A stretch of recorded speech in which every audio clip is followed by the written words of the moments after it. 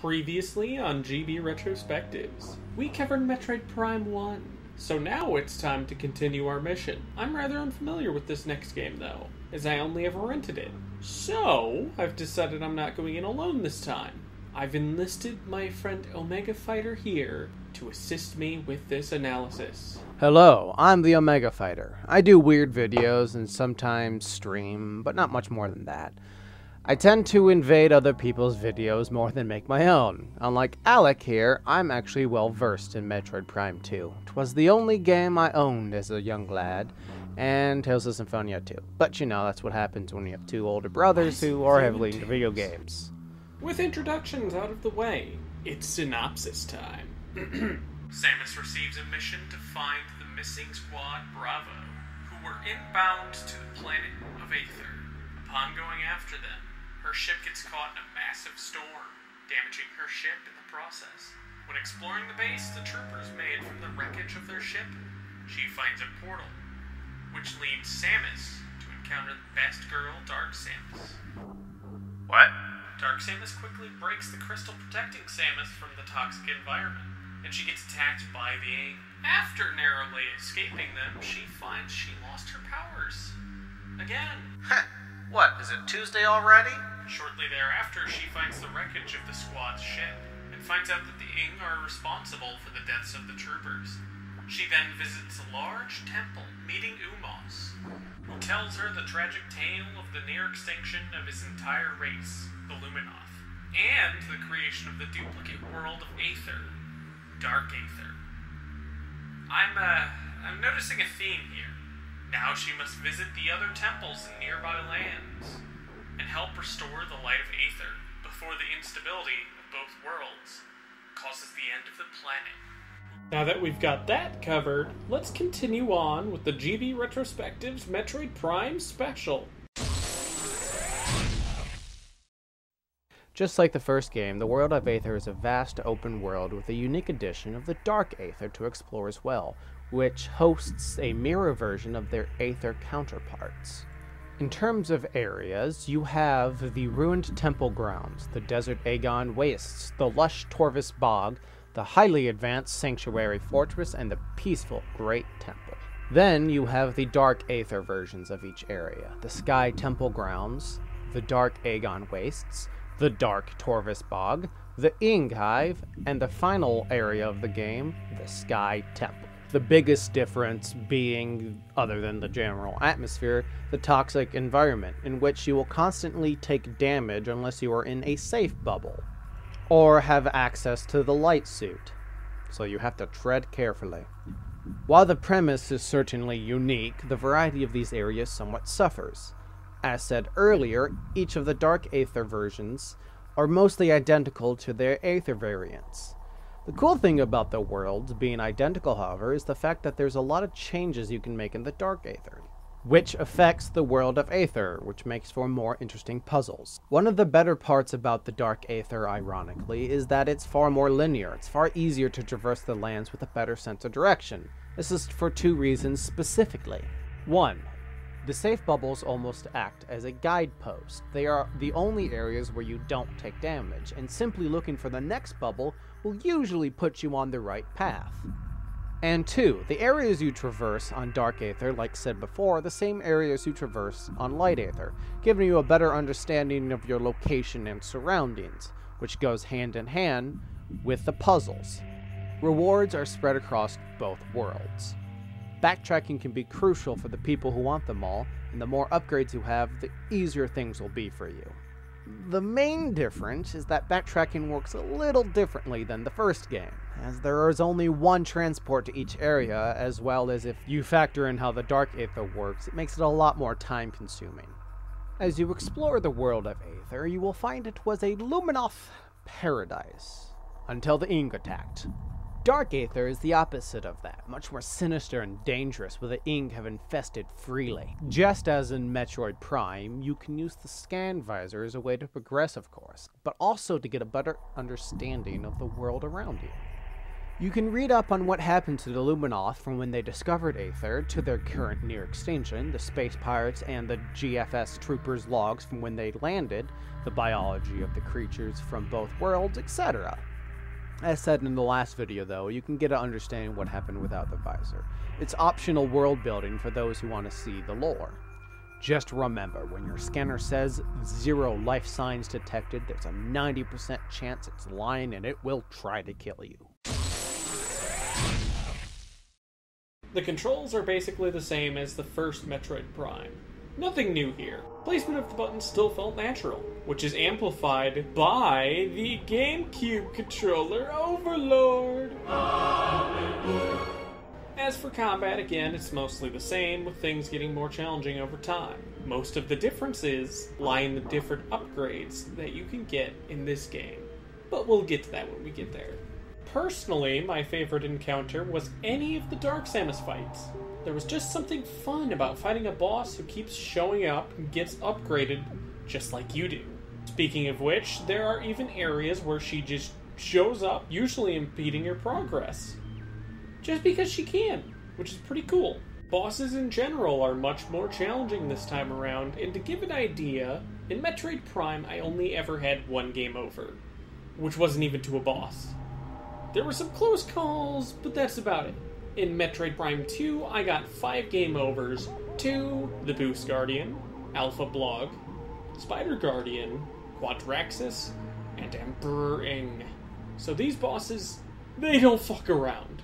In terms of frustrating encounters, oh boy, Chozo Ghosts were bad, sure, but Dark Pirate Commandos are so much worse. I guess at the very least, you can wait for them to leave. Isn't that so much fun? Emperor Ing was also incredibly frustrating. Holy shit, this boss was annoying. Phase 1, annoying. Phase 2, grind health, but kinda annoying. Phase 3, hard until you realize the light beam is very efficient here. Still annoying. The final fight was fun and still challenging, but Emperor Ing, in comparison, was just annoying. Oh well, at least there aren't any fission Metroids around to ruin my fun this time. I think it's about time we move on to power-ups. Just as before, you're given a preview of what some of these abilities can do. Granted, you don't lose everything this time, like in Metroid Prime, so that's a relief. In fact, a fair amount of the upgrades are the same, so things aren't drastically different. First on the list, there's the Morph Ball, which has the exact same powers as before. I don't know what you were expecting. Like, nothing is different here, really. Morph Ball bombs, half-pipe boosts, Spider Ball, and Power Bombs for debris. That's it. Literally everything's the same. Nothing else to be said here. So let's move on. Beams, on the other hand, received a pretty drastic change. The only beam that's kept from the first title is the base beam. Now you have the light beam, the dark beam, and the annihilator beam. The thing that's different with these beams have ammo. Let me repeat. These beams have fucking ammunition! How is that even possible? Unlike the unlimited beams in Prime 1, these can get pretty irritating to use, especially since you need to use the light beam to get dark beam ammo, and the dark beam to get light beam ammo. And the annihilator beam just uses up both. I should also mention that they have their own super missile variant, but like in Prime, they aren't all that useful. And with how much ammo they used, I avoided them entirely. You know, unless I absolutely needed to use them. Next, there's the visors. You still have the combat and scan visors, as expected. Main difference being the scan visor is much more fancy and convenient now, which is a plus. In terms of new visors, you have the dark visor, which acts as a sort of mixture of the X-ray and thermal visors, and the echo visor, which allows you to solve sound-based puzzles, which is pretty damn unique. Then you've got the suits, and these are definitely an improvement from Metroid Prime. First up is the Varia suit, which acts the same as before. You just don't lose it like in the original.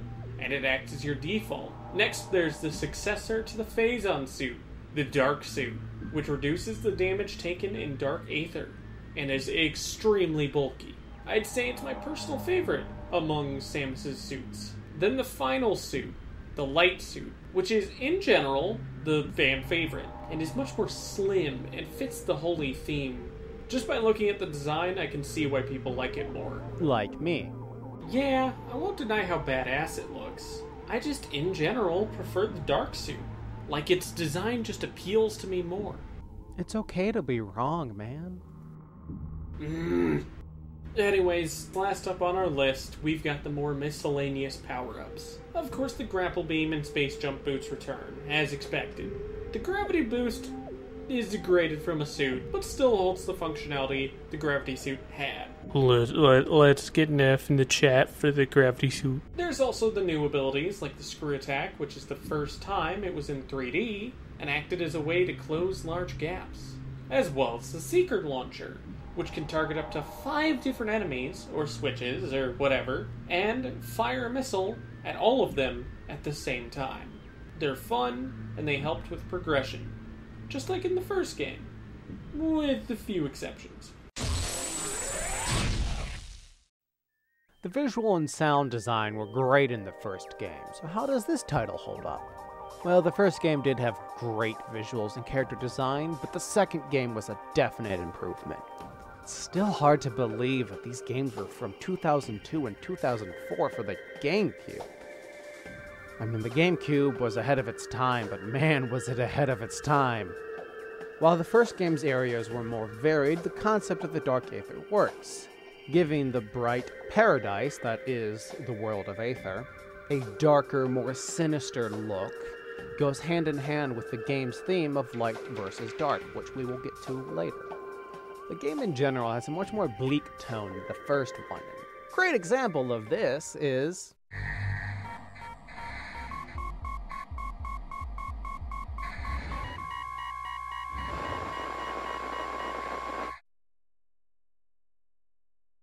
the game over screen is something you're bound to see a few times, but its sudden change in aesthetics and in sense, tone compared to the first one, seen as it shows Samus going into fucking cardiac arrest, it's fucking horrifying, and is much more exploited than the other games. When it comes to music, it's just as good as the first, and I can't really pick favorites. All tracks in both soundtracks are fantastic. Again, we'd play some of the soundtracks as samples for you, but YouTube's whack copyright algorithm is a thing, unfortunately.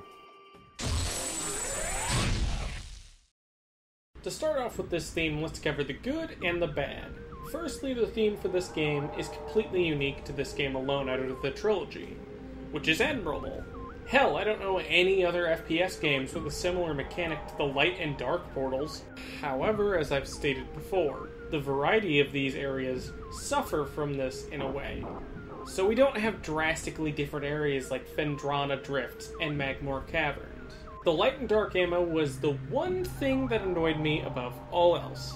I just avoided using it, so I had ammo for doors and specific scenarios.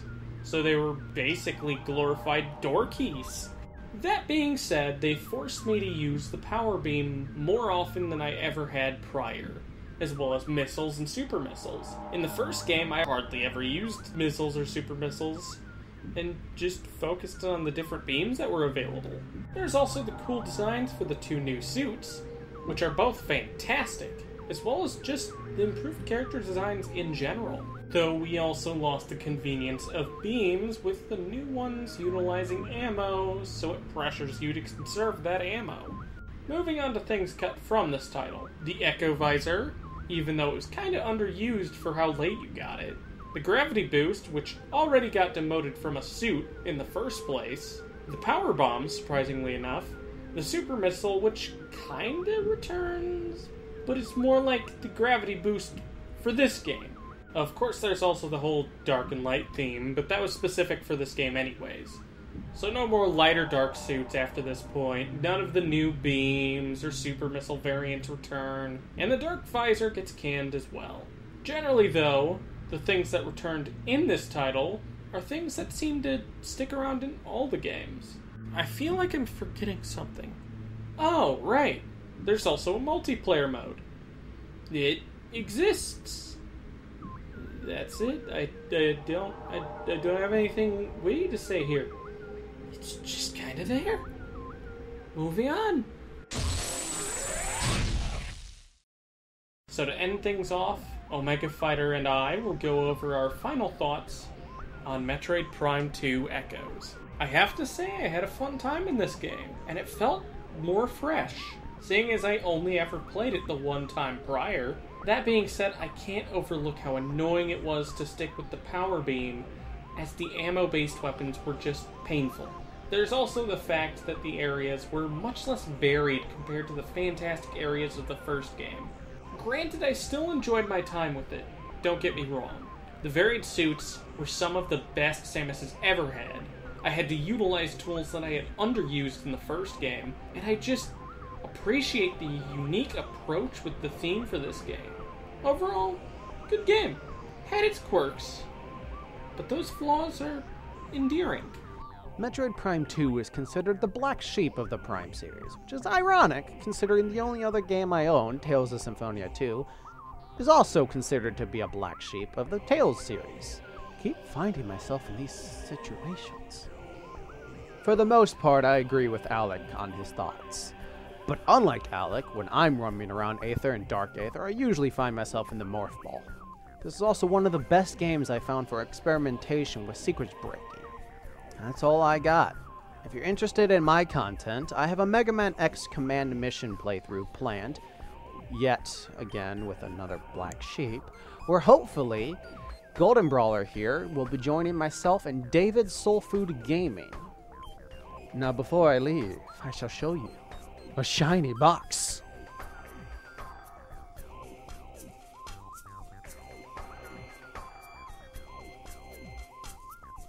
Plug well done, and thank you for joining me for this part of the mission. It was really nice having you on. Everybody make sure to go check his stuff out.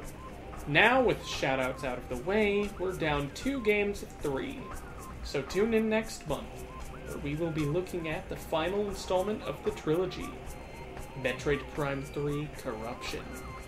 Until then, though, This is the Omega Fighter, and I'll leave it to you. Goldenbrawler out.